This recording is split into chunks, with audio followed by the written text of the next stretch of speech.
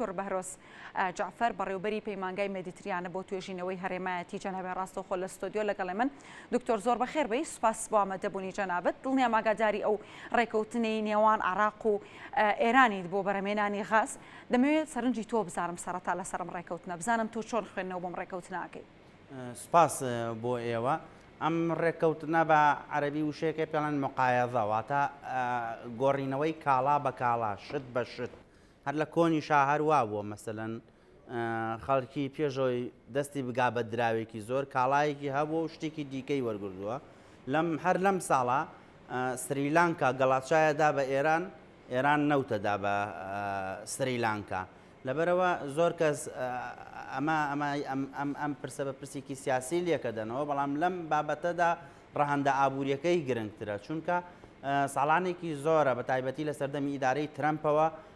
ئەمریکا سزای خست بۆ سەر ئێران کە دۆلار نەگاتە دەستی تاران. ئەمە ئامانجە گەورەکە بوو کە خۆراوە سزای سەپاند بوو بەسەر ئێراندا. لەم میانەیەدا کە سزا سەپێنراوە بەسەر ئێراندا 2 ملیار و 700 ملیۆن دۆلار کە نزیکەی 11 تریلیۆن دیناری عێراقی ئەکات لە بانقی TBI، بانقی تروید بانک ئۆف عێراق، بانقی تیجاری عێراقی گیری خواردبوو ناگەشتە دەستاران. لەم چەند مانگەی ڕابردووە کە گفتوگۆ ناوچەیەکان گەشەیان کرد ئێران و سعودیە پەیوەندیەکانە ناسایی بووە، وەزیری خارجی عێراق بەڕێز دکتۆر فواد حوسێن فرسەتی لێهێنا و وەزیری دەرەوەی ئەمریکای لەم پرسە ئاگادار کردەوە. بۆیە ئەمریکا تقریبان ڕەزامەندی نیشاندا و 2 ملیار و 700 ملیۆن دۆلارە بگاتە دەستی تاران کە قەرزی غازی سروشتیە عێراق ئاوردەی کردووە بۆ بەرهەمێنانی کارەبا لە عێراقدا. عێراق خۆی لە ناو خۆدا تەنها ئێستا ئەمڕۆ ئامارەکە وایە کە تەنها 20800 مێگاوات کارەبا بەرهەم ئەهێنێت خۆی لە ناو خۆدا بۆ بەرهەمێنانی کارەبا. لە کاتێکدا دەوڵەتەکە پێویستی بە 34 بۆ 35 هزار مێگاوات کارەبا هەیە کە نزیکەی 1 لە سەرسێی غازی سروشتی عێراق بۆ بەرهەمێنانی کارەبا لە ئێرانەوە ساڵانێکی زۆرە هاوردە ئەکرێت. کاتێک کە ئەم ڕێکەوتنە کراوە بۆ ئەوەی هەم وەکو بەڕێز سوودانی ئاماژەی پێکرد، هەم پارەی عێراق لە ناوخۆی عێراقا سەر بکرێت و نەدرێ بە تاران. ئەمریکاش لەم پرسە ڕەزامەندی دەربڕێکە دۆلار ناگاتە دەستی تاران، هاتوونە مقایەزەیان کردووە. عێراق نەوتی خاوەدا بە ئێرانیش غازی سروشتیەدا بە عێراق، بەڵام خۆی پرسیارەکە لەوەیە ئێران نەوتی خاوی بۆ چیە کاتێکا خۆی 157 ملیار بەرمیل نەوتی یەدەکی هەیە و چوارەمی یەدەکی عالەمە. باشە دکتۆر، لە دواتر دێنە سەر ئەم بابەتە، بەڵام بابەتێک لە ڕۆیتەرس بڵاو کراوەتەوە کە دەڵێ ئەمریکا لەسەر ئەم ڕێکەوتنەی عێراق و ئێران عێراق سزا دەدات. پێت وایە ئەم ڕێکەوتنە جێبەجێ بکرێت؟ خۆی هەمیشە یعنی ئەمریکایان ئەوانەی پرۆ ئەمریکینیان ئەوانەی پرۆ ئێرانی لە عێراقا لە یەکتری بە بیانون. ئێمەمانان وەکو توێژەر کە مامەڵە لەگەڵ ئەم پرسەیە ئەکەین، بابەتەکە عێراقا. پرسەکە یعنی خاڵی بەریەکەوتنی ئێران و خۆرئاوایە ئێران و ئەمریکا لە عێراقا لە ناوچەکە عێراقا و ئەکید ئێران نفوسێکی زۆری هەیە لە ڕووی سەربازیەوە، لە ڕووی وشکانیەوە، لە ڕووی ئاسمانیەوە، لە ڕووی دەریاییەوە لە عێراقا لە ناو تەواوی سێکتەرەکانی عێراقدا ئێران تەواجودی هەیە. بەڵام عێراقیش ئێستا وا خۆی واوێ ناکات کەوتۆتە سەر ڕێگای گەشاوەی کە چین پرۆژەیەکی لەم ناوچەیە واوێ نایەکەن کە ئەم کابینەی بەڕێز سوودانی کابینەی وەرچەرخانە ترانزەکشنێک لەم کابینەیە ڕوو ئەدات. بەڵام دکتۆر ئەتوانین بڵێن لە ڕێکەوتنێکی ئاواهیدا عێراق دەیەوێت پەیامێک بە ئەمریکا بگەێنێت، نەک بە ئەمریکا توانین بڵێن بە ئێرانی شەگەێنێت؟ قورسە ئەو پەیامە بگەێنێت. بۆچی؟ لەبەر یەک خاڵ. پێت وایە نیەتەکەی چییە؟ خۆی عێراق هەر ئەبێت وەرچەرخانێکی تیا ڕوو بدات، یعنی حاڵتەکە زۆر قورسە. بۆیە مومانان کە لە ناو ژمارەکانە بەردەوامینەوە ڕۆین لە بەغاین لە دەرەوە لە ناوەوە شەوانە میتینگ هەیە لە ڕێگەی زوومینەوە. ئەم داتایانەی کە لەبارەی عێراقەوە ئێستا من بە تۆ ئەڵێم زۆر قورسە ئەم کابینەی بەڕێز سوودانی بتوانێت وەرچەرخانێکی گەورە بخۆی ببینێت. بۆ لەبەرەوەی تۆ تەنها لە لایەنە ژینگەیەکەیەوە کە پرسی وزە لە عێراق هێنایەتەوە کایەوە و لە لایەنی بەفیڕۆدانی دارایی هەر کە هەر بەپێی وزە بەپێی نەوت و غاز لە عێراقاوە لە ئارادایە کارساتی گەورە هەیە. خۆتەزانی 96% بەپێی یاسای بوجای شارەتی پێکراوە 96% پارە لە عێراقا سەرچاوەی داهات لە عێراقا پشت بە نەوتە بەستێت. بەڵام من یەک داتا بە تۆ ئەدەم لە ساڵی 2004 بۆ ساڵی 2022 عێراق 1 تریلیۆن دۆلاری دەستکەوتووە. لەم تریلیۆن دۆلارەدا 365 ملیار دلاری بە فیڕۆ داوە تەنها لە کەرتی کارەبایە کە ئێستا قسەکە لەسەر کەرتی کارەبای عێراق 80 ملیار دلاری بۆ کەرتی کارەبا باشە کەواتە ئەگەر بەم شێوازە بێ کەواتە عراق چۆن وەرچەرخانەکە بۆ نەوڵاتانی کەنداوەڵەن ئێمە غازت پێ ئەدەین بە غازێک نرخەکەی کەمتر لە ئێران بەڵام عراقرە ڕۆتۆ بەرەو ئێران کەواتە وەرچەرخانە چۆن دروستە بێ ئەمە زۆر گرنگ بوو ئەم پرسیارە من ئەمەوێت دوایشی کردووە ئێمە بێمە سەر ئەو ململانەیە کە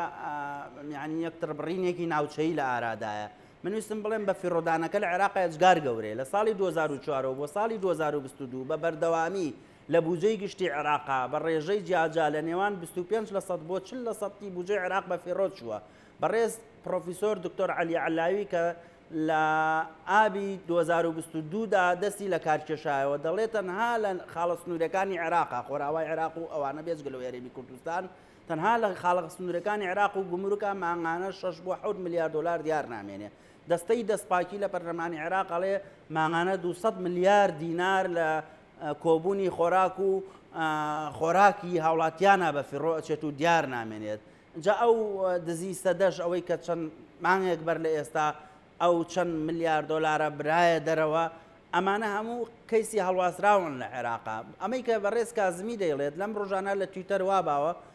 ڤیدۆیەک لێک دراوە هەموو وەزیری کارەباکانی پێشوو و سەرۆک وەزیرانەکانی پێشوش قساکەن کە دەڵێن لە ماوەی 2 ساڵی ئایندا کێشەی کارەبا لە عێراقا چارەسەرەکەیندا بەڕێز مالیکیەوە هەتاوەکو ئەمڕۆ هەمویانە وعدەیان داوە بەڕێز سوودانیش دەڵێت ئێمە لە 3 ساڵی ئایندا ئەم کێشەیە چارەسەرەکەین یانکەی کابینەکەی دکتۆر بابەتی کارەبا خەریکا بێتە مۆتەکە چارەسەر نابێ بۆ نە هەر کابینێک دێتە پێشەوە یەکەم پوینت کە باسێکەن ئەڵێن ئێمە کارەبا چارەسەرەکەین کێشەی کارەبا چارەسەرەکەین بەڵام چارەسەر نەبوونەکەی بۆ چیە گەڕێتەوە لە ناو خۆی عراقا یاخود لە دەرەوەی عراقەوە کات کە ئەم گرفتە چارەسەر نەبێت ئینگلیس قسەیەکیان هەیە پندێکیان هەیە ئەڵێت تۆ پێشەوەی بیر لەو بکەیتەوە ڕابکەی ئەبێ جارێ فێری ئەوەبی بە پێوە بوەستی عێراق بە پێوە نەوەستاوە هێشتا بیر لە پرۆژەیە جگار گەورە گەورە ئەکاتەوە ئەم ڕقەمانەی کە جەنابەت باست کرد لە داتا شۆکەتاوە منش باسێکم و خەڵکی دیکەش باسێکە هەموو ملیارن باسی ملیۆنمان نەکردووە هەمووی ملیارە دۆلارن بەڵام یعنی بەم ملیارە دۆلارەوە ئێمە بەم بە نەتەیجێ ئەم قسانەوە دوو شتمان بۆ ڕوو نەبێتەوە یەکەمیان گەندەڵی و بە فیڕۆدان و بە هەدەردان هەیە مەسەرەن بەز لە کەرتی سوتاندنی ئەم غازە سروشتەی کە بەڕێز سوودانی کلەیمی بۆ ئەکات و بەردەوامیش ساڵانە راپۆرتی بانقی دەولی دەڵێت لە ساڵی 2022 شارەتیان پێکردووە هەموو سەرە سەعاتێک هەموو سەرە کاتژمێرێک عێراق بایی 290,000 دلار غازی سروشتیە سووتێنێت یعنی بە فیڕۆیەدا و ژینگە پیسەکە لە ساڵێکە ئاگاتە سەر و 2 ملیار و 500 میلیۆن دلار ئەم غازە ئەسووتێنێ عێراق بە پلەی چوارەم دیێت لەو وڵاتانەی کە غازە سووتێنەوە بە فێڕۆیەدا مەسەلەن دوای رووسیا و هندستان و ئەمریکاوە دێ ئەوان وڵاتی پیشەسازی گەورەن ئەمریکا و هند و رووسیا سناعاتی گەوریان هەیە عێراق بۆچی ئەم غازە ئەسووتێنێ نەتیجەکەی بینی 39 لە سەتی خاکی عێراق بە کەڵکی ژیان نەماوە بەهۆی پیسبوونی ژینگە و بە بیابانبوون و دزێرتیفیکیشن و ئەوانەوە کە ئەکرێت لە کاتێکی ترا باز بکرێت بۆیە ئەمە دۆخی عێراقە کە من بە شێوەیەکی گشتی وێنام کرد هەم بە فیڕۆدان هەیە لە غازی سروشتی ئەو غازی مساحیبەی پێڵێن کە لە کێڵگە نەوتەکان غازی سروشتی بەرەمێنێ پێڵەن غازی مساحیب یا غازی هاوڵ ئەسۆسییتد گاز ئەلەمەوە غازێکی زۆر بە فیڕۆ چێ ژینگەی عێراق پیسەکات بە پێی راپۆرتی بانکی دەولی ساڵانە بای 2 ملیار و نیو غاز لە عێراقا بە فیڕۆ ئەچێ و ئەسووتێنرێ و ژینگەش پیسەکات لە بەهەدەردانێکی دارایی گەورە هەیە وەکو باسم کرد لەوەیە و من پێم وانە ئەمە یعنی عێراق بتوانێت کاتا ئێستا ژێک لە سەرسەی غازە سروشتەکەی لە ئێرانەوە دابی نەکات بتوانێت بەم پێش بتوانێت کێشەی کارەبا لە عێراقا چارەسەر بکات. باشە دکتۆر کاتێک کەم لە بەردەستماوە دەگەڕێمە سەرەوە پرسیاری خۆت کە کردت ئێران نەوتی خاوی بۆچێ لە کاتێکدا خۆیکێکە لە وڵاتانی خاوەنی یەدێکێکی زۆری نەوتی خاوە چۆن دەتوانێت سوود لەم ڕێکەوتنە ببینێت؟ مسلسێک هەیە لە دوای ئەوەی خۆتان نەزانن کەرتی نەوتی هەرێمی کوردستان لێرە باسی هەرێمی کوردستانیش دێتە ئاراوە چکە بە پێی تەواوی ینی بەشی یان تەواو یا بەشێکی زۆری سەرچاوە زانستیەکانەوانی کە باسییان کردووە بە تایبەتی گەفنی کلاینت ئەسۆسییشن ئەمانە ناوەندی هوربینی گەورەی گرت دنیاین هەرێمی کوردستان 25 تریلیۆن پێسێجا غازی سروشتی هەیە 198 ینی ئەوە پروف بوو ینی پەسەند کراوە 198 تریلیۆن پێسێجا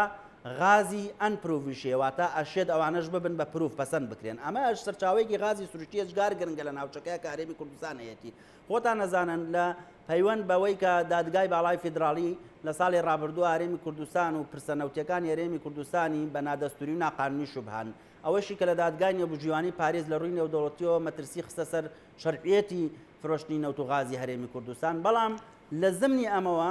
ئەنقەرە و ئەنجومەنی هاریکاری کەنداو کە قەتەر و ئیمارات دەورێکی گرنگی تیا ئەبێنن لەگەڵ هەرێمی کوردستانە کەوتونەتە گفتوگۆ بۆ ئەوەی کوتلەیەکی هاوبەشی وزە پێک بێن و پارپشتێکی هەرێمایەتی دروستکەن ئێران لەمە دڕۆدۆنگە بۆی ئەمە ڕوون نەدات ئەوێ عێراق بە جۆرێک لە جۆرەکان کردی غازی سروشتی و نەوتی عێراق بخاتە ژێر کێفی خۆیەوە بۆی بەلای خەلیج و بەلای تورکیا زیاتر نەشکێتەوە. باش دکتۆر کۆتا پرسیارەکەم هەرێمی کوردستان دەکەوێتە کوێی ئەو ڕێکەوتنەی کە عێراق لەگەڵ تۆتال ئەنەرژی فەڕەنسی کردوێتی کە ڕێکەوتنێکە بە ملیارەها دۆلار دەخەمڵێنرێت کەواتە عێراق ببوورە هەرێمی کوردستان دەکەوێتە کوێی ئەو ڕێکەوتنەوە. دیسان ئەو پەندە ئینگلیزیی کە بۆ عێراقم باس کرد گوتم ئەبێ پێشەوەی ڕابکەیت بە پێوە بوەستی ینی بتوانین بە پێوە بۆستی اینجا ڕابکەیت لە هەرێمی کوردستانیش کەرتی وزەی هەرێمی کوردستانیش کەوتۆتە بەر لەرینەوەی گەورە لە ماوەی ئەم 2 ساڵی ڕابردووە شەریکاتە گەورەکان وەکو ئەکسۆن و وەکو شێڵ و وەکو تۆتاڵ و وەکو شیفرۆن و ئەمانە لە هەرێمی کوردستانە نەماون و لە بەرامبەرە ڕووەکەنە بەغدا عێراق بەرەبەرەوە ئەکات کۆمپانیای ئیماراتی و قەتەری و ناوەنجەکان بەرەو خۆی کە من کێشکا بۆەوەی زیاتر احتیوای هەرێمی کوردستان بکات لەم میانەدا هەرێمی کوردستان پێویستی بەوەی لە ناو خۆی خۆیدا ئەنجومەنێکی بەهێزی نەوت و غاز دوور لە مەعمەعی سیاسی مزایداتی ئەم لاولا پێک بێنێت و ئیدارەی ئەم کەیسە بدەن و جێپەی خۆیان لە مەجای جیۆپۆلیتیکی وزە لە مەجای بە بازارکردن لە مەجای تەنانەت پرۆسە نەوتیەکان کە لەوە بەرێنانی نەوتی خاوە دەست پێکات دۆزینەوەی نەوتی خاوە دەست پێکات تا ئەم نەوتە خاوە بێ بە پلاستیکە بێ بە مادەکانی تر و هەناردە ئەکرێ پیا بچنەوەی عادە نەزەرێکی قوڵ بکەن هەرێمی کوردستان ئەبێ ئەمە بکات ئەگەر نەیکات من پێم وایە زیاتر احتیوا ئەکرێت لەلایەن ئێران و بەغدا. دکتۆر بارۆز دووبارە زۆر بەخێر بێ سپاس بۆ تەواوی زانیاریەکانت زۆر سپاس بۆ دکتۆر بارۆز جعفەر بەڕێوەبەری پەیمانگای مێدیتریانە بۆ توێژینەوەی هەرێمایەتی کاتژنابێ ڕاستەخۆ لە ستۆدیۆ لەگەڵێم بوون.